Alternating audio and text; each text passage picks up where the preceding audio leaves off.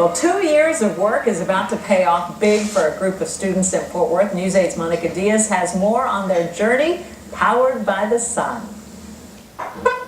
It sounds like a car. Looks like one too. It can go up to 35 miles an hour. They call it Sun Chaser. The three-wheel car powered by the sun was designed and built by 19 students from All Saints Episcopal School in Fort Worth. It's a great feeling for us to know that we could do this. The journey started 2 years ago. When, we laid that first bar down to start the frame, that was the feeling that, we got it. We're doing it. None of the students knew much about cars when they started getting their hands dirty. I had never soldered wires before and I was so scared. So we've got one battery in here. They are experts now. The biggest highlight for the team? When we first ran it, everybody was like, oh my gosh, did you hear that? And it was just purring and it sounded awesome and everybody was so proud of themselves. But the biggest challenge lies ahead. Next Tuesday, Sun Chaser is hitting the road, leaving from Texas Motor Speedway to California. A 7-day race that's part of the Solar Car Challenge, a program that helps motivate students in science, engineering, and alternative energy. It's more of just a feeling of success that you built the car that you were able to take from Texas to California. They are winners already. Their ride did more than teach. It gave them the confidence to do even more. In Fort Worth, Monica Diaz, Channel 8 News. The first time I ever heard about the Solar Car project was in 8th grade, after a couple of us had seen a presentation about studying solar energy, and Ryan came up with the idea of, hey, why not, let's build a solar car. I found two teachers, Dr. Crossley and Mr. Morris, to help guide us on the track to becoming an actual solar car team. We went to workshops together, we talked to people who had done this before and got some idea of the scope of the project. They were still interested and willing to attack it, and so we decided to give it a go. My immediate thought was, wow, this is what we're striving to do at All Saints. It is a project-based learning experience that will really excite the kids and really take learning beyond books and beyond the classroom. The original goal was to just build a car and to make sure that it would run. We used to joke about we just want it to run long enough to get out of sight. It didn't take long to figure out that it really wasn't about building a car, and that's what was an amazing sort of a side learning experience to this whole project. It was about teaching students how to work with other people under the most stressful conditions and give them skills that they would never get in a normal setting. So we reached both goals. Yeah, we thought it would just be really building a car, and we never really thought about how difficult it would be and all this other stuff we need to do. The students had to raise their own money to build the project, and so they would dress up in their blazers and ties, and they would go visit local businesses. We as a team would go out to these different businesses and present the project to them, tell them what we were doing, how we were going to do it, and kind of give them our business plan.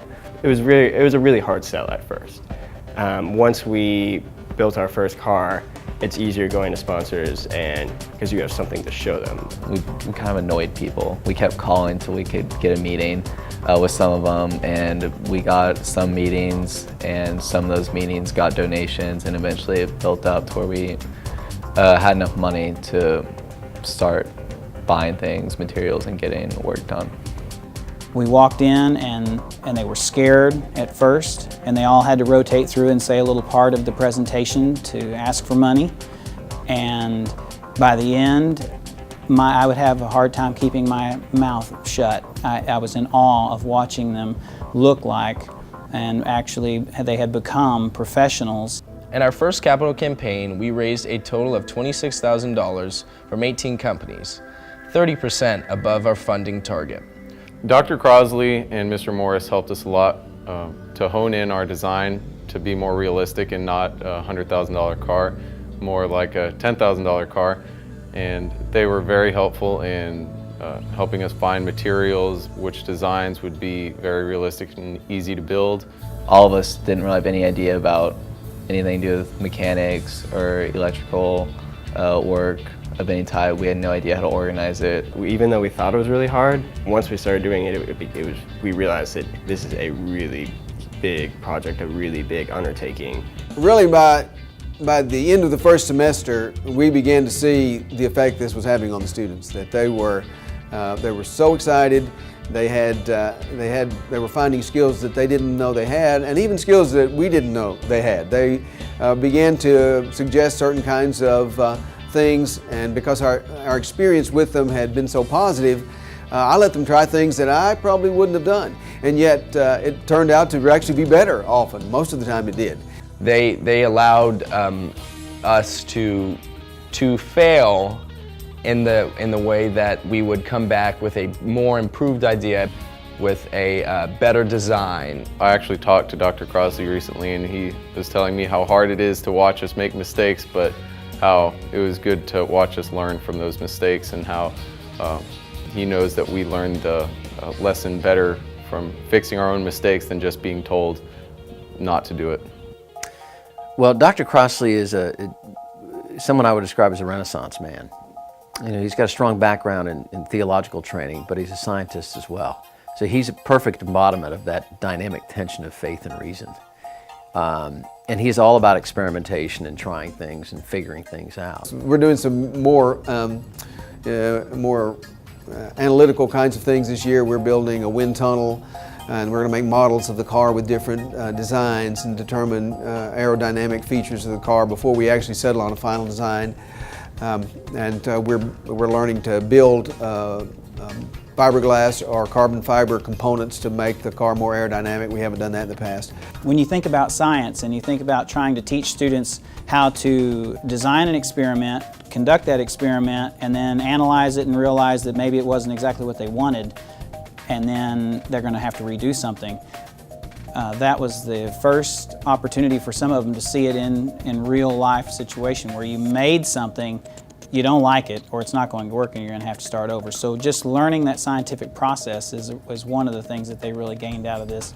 Mr. Morris is a can-do type of guy. He's hands-on, he's very technical, and he gets the job done, really. He's the one who taught us how to weld, use a chop saw, drill through extremely thick metal, position suspension mounts correctly. Pairing Joe and Lyle together, I mean, that's an unbeatable team. With a combination of someone who's ready to do something, ready to go out and get the job done, and someone else who loves doing the planning and thinking through everything, it was truly there could not have been a better combination. Without these two men, we'd still be building our first car. We wouldn't have made second place our second year. Another really interesting challenge that we faced that none of us really anticipated going into it, because we were just going to build a car, was personality conflicts. The first 2 years, well, it's actually, I'd say the first year was pretty hard before we actually started building a car in 8th and 9th grade. Really talking it over with each other, and we all, get in fights and stuff. There was a lot of conflict in the team initially, because we had a lot of very strong opinions and conflicting ideas on what would be best for the car, and Mr. Morris and Dr. Crossley handled it very well, and we took personality tests, we talked about it a lot. After that moment, we were completely good with each other. We had no more fights at all. It was really amazing. They just sat us down and talked to us and really got everything solved. It was pretty cool. As hard as everything else was, learning how to weld and raising the money, that was probably the thing we struggled most with. That was probably the most difficult thing. They actually told Dr. Marks at the first race that I heard students say that was really one of the best things we did all year. That really surprised me. To fast forward 18 months, on that sweltering July morning, the car was ready and we all anxiously awaited the start of the race at Texas Motor Speedway.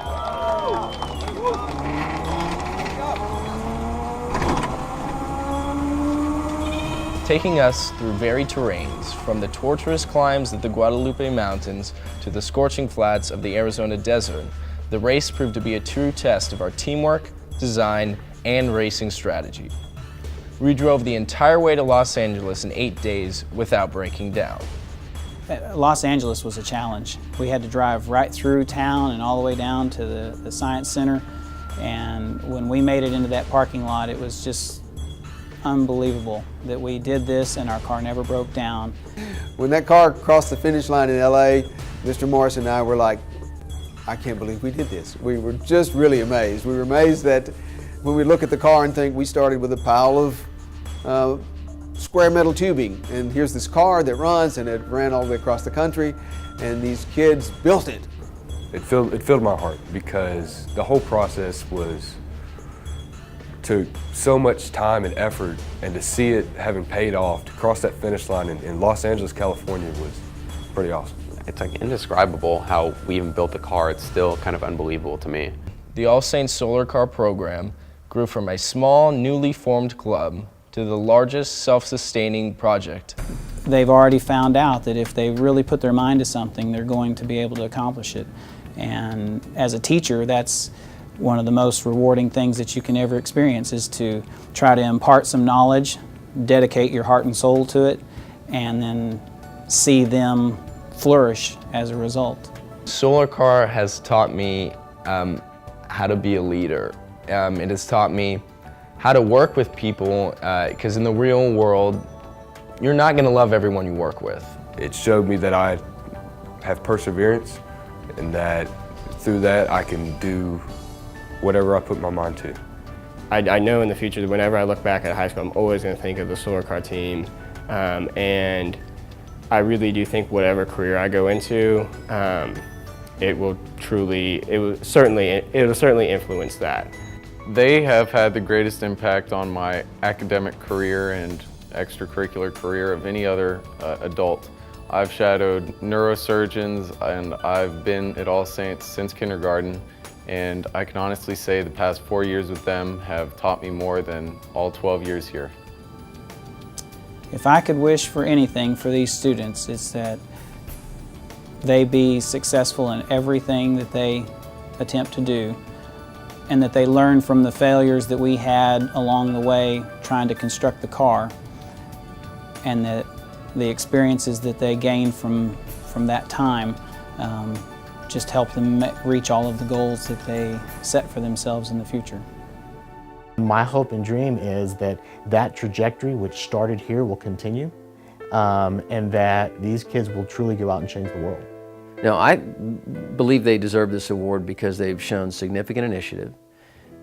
They've great stick-to-itiveness, great hard work and honest hard work. They've been very creative. There's been a great uplift and surge, I think, of interest in what they're doing.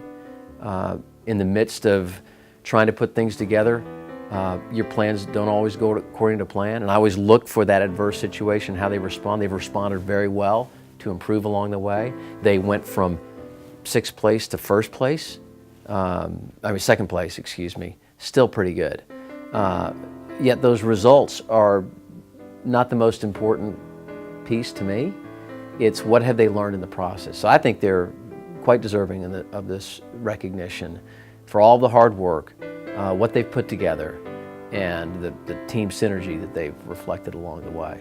Amount of holidays they had to give up, amount of weekends. I think they might have taken maybe 1 vacation in the last 4 years just so they could be with us and work with us and make sure we could accomplish something we really wanted to. No, I've never met 2 teachers more deserving of this award because of their hard work, their dedication, their persistence, every single quality you want in a teacher they have, and together they were the perfect team. They could not have led us in a better way. As important as it is for us as the adults in the room to recognize their contribution, it's even more special when the kids initiate that. And this was completely initiated by our students. Wow, being nominated for this award was a surprise to us, but it also made us feel good about the kids. These seniors who nominated us have matured enough that they really do see the value of this. Sometimes students really don't know what they have. Being nominated for this award really touches me deeply because it's their way of expressing their gratitude and their thanks. They did it many, many times in words, but it was always within our group, our team, and our workshop and our spaces when we were together. And they're very grateful individuals, but to express an interest in acknowledging the time and effort that Dr. Crossley and I put into this in a way that would be more public, just makes you proud to be a part of it. Truly, I just want to thank you guys for being awesome examples for us in the project, and we never really showed our appreciation for y'all, and I really want to thank you one last time. Thank you. That's all that needs to be said. Dr. Crossley, Mr. Morris, I cannot put into words what you have done for us. You have taught us more than anybody in my entire life, and I would like to show my gratitude for you by nominating you for this award. Thank you so much for guiding us, especially me on this adventure.